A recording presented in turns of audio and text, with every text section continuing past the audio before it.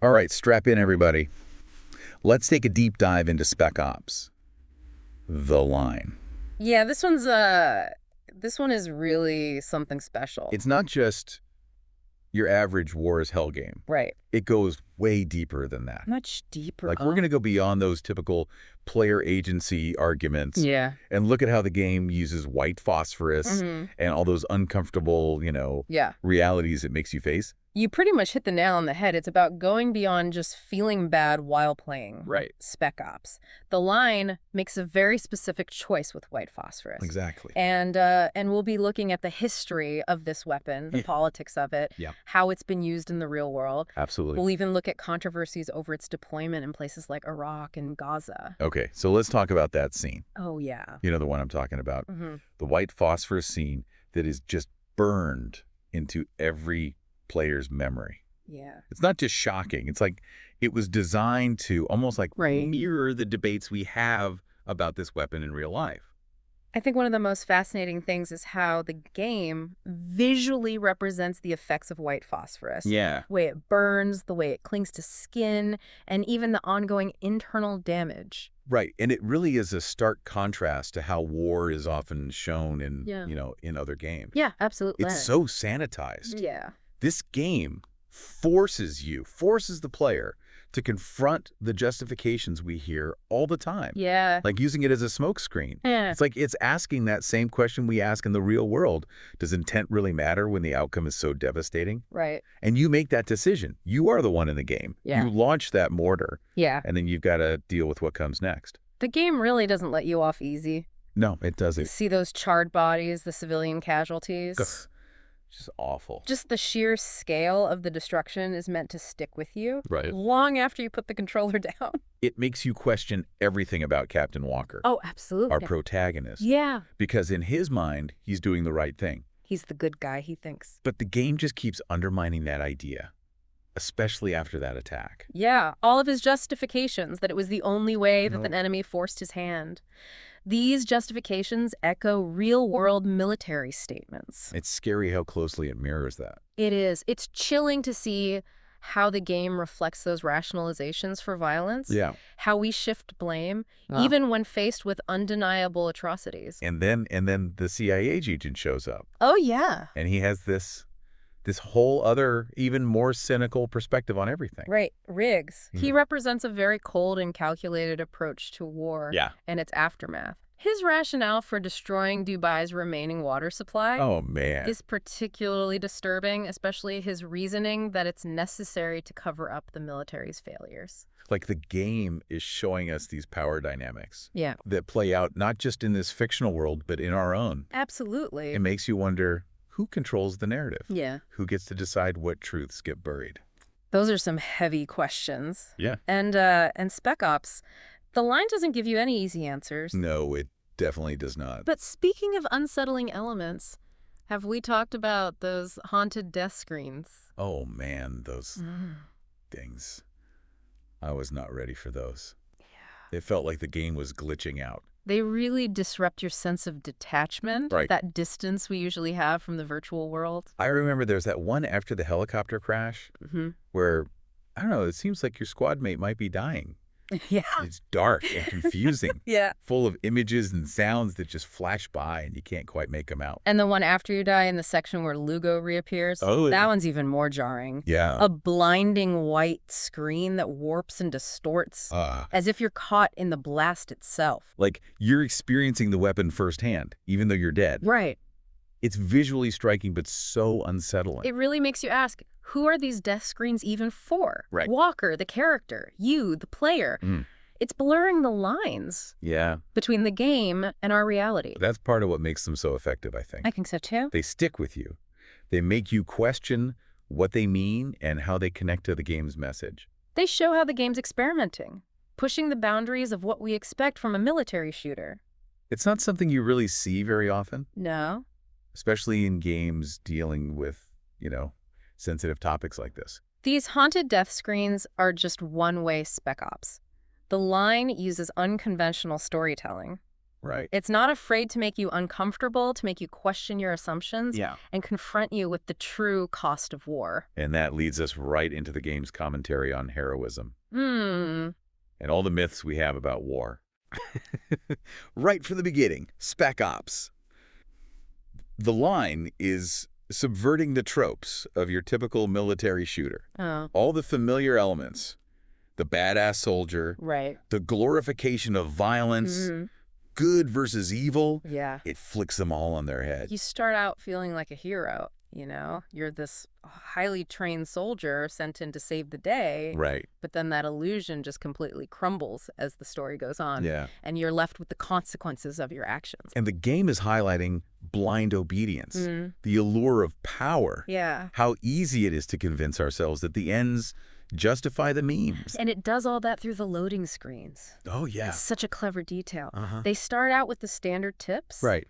But then they change. Yeah, they become these pointed messages, almost accusatory, right, aimed directly at the player. Like, do you feel like a hero yet? There's no difference between what is right and what is necessary. These lines really make you think about your role in the game's violence. They break that fourth wall. They remind you that you're not just controlling some character on a screen. Yeah. You're making decisions that have weight in this world. And those choices get harder and harder as you go. Yeah. You're constantly facing decisions that have no good outcome. Right. No matter what you choose, someone's going to suffer. The white phosphorus scene is a perfect example of that. It is. It seems like you need a drastic solution, but it makes it clear there are no easy answers, no clean victories. Right. Every action has a cost. And it forces you to confront the reality that even in a game, Yeah, the consequences of violence are real. this is where Spec Ops. The line is so different from other military shooters. I agree. It's not about racking up kills and feeling powerful. It's about understanding the human cost. Yeah. And the moral gray areas. This is a game that sticks with you. Yeah. It makes you think long after you're done playing. About your own values, your ideas about heroism. Yeah. And your role in a world where violence is often seen as the only solution. And speaking of the world, let's talk about Dubai. Yeah, it's such an interesting choice for this setting. It is. I mean, it's known for being this ultra-modern, wealthy city. Right. But in the game, it's this ravaged, almost post-apocalyptic landscape. It's such a striking contrast. It is. Like the game is using Dubai, this symbol of excess and artificiality, to show how fragile human ambition really is. Exactly. Like this attempt to control nature, to build a paradise in the desert, it all backfired. Spectacularly. And the sand is everywhere, constantly encroaching. Yeah. Adds to this feeling of decay and claustrophobia. It's more than just visuals, though. It's a tangible reminder of the ruin, you know? Even the most ambitious human endeavors are ultimately fragile. And Spec Ops. The line definitely takes aim at the forces behind those ambitions. Oh, yeah. The military-industrial complex. Right. The systems that drive conflict. The game is asking some really tough questions. It is. About why we go to war, the justifications we use for violence, and how power is used. So early on, you have Delta Force being sent into Dubai for recon. Standard stuff. Yeah. Assess the situation, find survivors, report back. Yeah. But then they get caught up in something much more complicated than they expected. Yeah. They're facing not just local insurgents, but also rogue elements of the U.S. military itself. And as they go deeper into the city, they uncover this web of lies and betrayals and cover-ups. Right. It hints at a much bigger conspiracy. Yeah, like the conflict in Dubai isn't just a result of local tensions. Right. It's a consequence of global power struggles, economic interests, the pursuit of control on a massive scale. It really challenges those simple good guys versus bad guys narratives we hear all the time about war. Instead, it shows you a much more nuanced and unsettling view of conflict. Absolutely. The lines between hero and villain are blurred. Right. And the motives of those in power are often shrouded in secrecy and self-interest. It makes you confront the fact that even those who are fighting for what they believe is right can become complicit in terrible things. And the way the CIA is portrayed in the game is really revealing. Yeah. Riggs? He's totally cold, completely pragmatic. He'll do anything to protect American interests. Right. Even if it means sacrificing innocent lives. His decision to destroy Dubai's remaining water supply is just horrifying. It is. He tries to justify it as a necessary evil, to contain the chaos. Yeah. But it's so obvious his main concern is maintaining power and control, not the well-being of the people. Spec Ops. The line also doesn't shy away from showing the mental toll war takes on those who fight it. Oh, yeah, Captain Walker. He's a perfect example. He starts out as a relatively stable soldier. Yeah. But as things unfold, he clearly descends into madness. And the game shows this descent so well. It does. It's not over the top or dramatic. Right. It's subtle changes in his behavior, his dialogue, even his appearance. You see him getting more agitated, more reckless. Right. He starts to detach from reality. And his hallucinations become more and more intense. Like he's desperately trying to hold on to some sense of morality that's just slipping away. The game never says he has PTSD, but it's obvious he's deeply affected by what he's going through. It's a powerful reminder of the invisible wounds that so many soldiers carry. Absolutely. It's something we don't talk about enough. No. And Spec Ops, the line deserves credit for bringing it to the forefront. So we talked earlier about the loading screens, how they go from basic tips to these pointed messages. Can we dig into that a little more, like how they change as you play the game? Sure. In the beginning, they're just giving you advice on gameplay mechanics, weapons, the basics. Right. But the further you get into the game, the tone just completely shifts. It's almost like they start judging you. Yeah. Not just the game, but like something that's watching what you're doing. It's a really smart way to draw the player into the game's psychological depths. I agree. You start feeling judged. Yeah. Not just by the game, but by something that knows the choices you're making. And those choices get harder and harder. Yeah, you're forced into situations where no matter what you do, it leads to suffering. Right. The loading screens are a reflection of that moral ambiguity. Right. They challenge your assumptions, they undermine your sense of heroism, and they highlight the fact that there are very rarely easy answers in war. They also keep reminding you of that central theme, the blurring between reality and illusion. Right. Sanity and madness. As Walker unravels, the loading screens become more abstract, more surreal, mirroring his fragmented perception of the world. It's like we're seeing into his mind. Yeah. Glimpsing the darkness that's consuming him. They create this unsettling feeling that you're not just playing a game, but experiencing a psychological thriller. A descent into a really dark place. Exact. And the haunting death screens we talked about. Yeah. They just add to that. They do. They're like cracks in the game's reality. Right. Moments where the fourth wall completely shatters. They remind you that you're not just watching this unfold. You're a participant. And your choices have real consequences. It's an unsettling experience. It is. And it makes Spec Ops, the line, stand out from other games in the genre. It's a game that isn't afraid to make you uncomfortable, to challenge your perceptions. Absolutely. And it leaves you with this lingering sense of unease. Even after you've stopped playing. And speaking of lingering unease, the ending. Yeah. Or should I say endings? Right. I mean, it's one of the most talked about aspects of the game. Yeah. And for good reason. For good reason. It's ambiguous, open to interpretation, and it leaves you with so many questions about Walker and what the game is trying to say. There are actually multiple endings to Spec Ops. The line. Right. Each reflecting a different aspect of Walker's journey and the choices he makes. There's one where he just completely loses it. Yeah. He becomes the villain he's created in his own mind. Then there's another where he finally faces the truth about what he's done. Right. But he can't find redemption. No. He's broken, haunted, unable to escape what happened in Dubai. And then there's the one where he seems to be rescued, brought back to civilization. Yeah.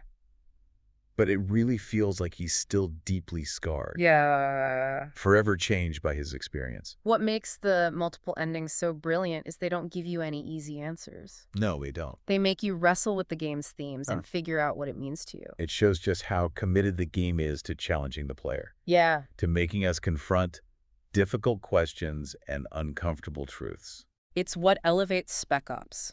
The line from just a game to a work of art. I like that. It's a powerful and thought-provoking exploration of what it means to be human in the face of war and violence. It's like the game is telling you there's no escaping the consequences of your actions, even in a virtual world. You can't just hit reset and pretend it never happened. That what you've seen and done didn't happen. It makes you sit with that feeling. Yeah. Which so many games don't do. Exactly. It confronts you with the realities of war, the moral dilemmas, the psychological impact. It's a warning, not a power trip. And it's told with such skill. Yeah. The way it uses the setting, the characters, even the loading screens to get its message across. It blends environmental storytelling, psychological elements, and social commentary. It really does. In a way that's both engaging and unsettling. I think what gets me is how it plays with your expectations. It starts out with those familiar elements of a military shooter, but then slowly it reveals the darkness underneath. It leads you down a destructive path. Right. And then makes you face what you've done. It's brilliant. It deconstructs the entire genre. And it started so many conversations about violence in games, the player's role, the responsibilities of developers. Spec Ops, the line demands to be talked about. Yes, it does. To be analyzed. Right. It stays with you, makes you rethink your values, your understanding of war, your role in a world where violence is often just entertainment. It's an experience I think every gamer should have. I agree. Even if it's not always easy or enjoyable. It challenges us, provokes us, and ultimately makes us confront uncomfortable truths about ourselves and the world around us. Yeah. For a medium that's so often about escape and fantasy, that's a pretty remarkable achievement. As we're wrapping up this deep dive into Spec Ops, the line, I keep thinking about the player's responsibility. In a game that so directly confronts us with the horrors of war, are we just observers? Right. Or do we actually bear some responsibility for the virtual atrocities we commit?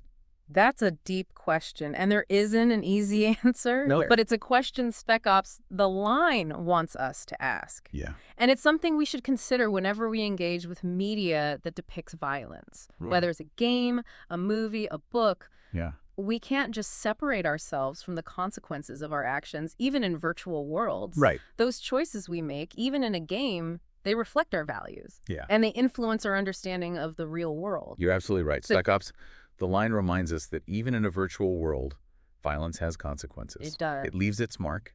It causes trauma. And it ultimately diminishes us. So next time you pick up a controller and you find yourself on a virtual battlefield, remember what we've talked about today. Yeah. Think about the choices you're making. Right. Question the narratives you're presented with. And never forget the human cost of war, even in a digital world. Good advice. Yeah. All right, we're going to take a quick break, and we'll be right back to continue our deep dive into Spec Ops. The line. All right. It's like you can't just hit reset and pretend everything you've seen and done didn't happen. Exactly. It really sets it apart. It confronts you with the realities of war and the moral dilemmas, the psychological impact. It's not about making you feel powerful. It's a warning. And it's told with such skill and depth. The way the game uses its setting, the characters, even the loading screens to get its message across is just incredibly well done. Yeah, it blends all these things together. Environmental storytelling, psychological elements, social commentary, in a way that's engaging and unsettling. What strikes me is how it plays with your expectations. You start out with those familiar elements of the military shooter, but then it slowly reveals this darkness underneath. Oh, yeah. It's like the game tricks you into going down this destructive path and then forces you to face what you've done. It's a brilliant deconstruction of the genre. It sparked so many important conversations about violence in games, the role of the player, the responsibilities of developers. Yeah, Spec Ops. The line demands to be talked about, analyzed. You know, it stays with you long after you've finished playing. It makes you rethink your values, your understanding of war, and your role in a world where violence is often just entertainment. It's definitely an experience I think every gamer should have. Yeah. Even if it's not always easy or enjoyable. It challenges us, provokes us, and ultimately it forces us to confront some uncomfortable truths about ourselves and the world around us. And I think for a medium that's often about escape and fantasy, that's a pretty remarkable achievement. So as we wrap up our deep dive into Spec Ops, the line, I keep coming back to this idea of the player's responsibility. In a game that's so in your face about the horrors of war, right? Are we just observers? Or do we share some responsibility for the things we do in the game? That's a tough one.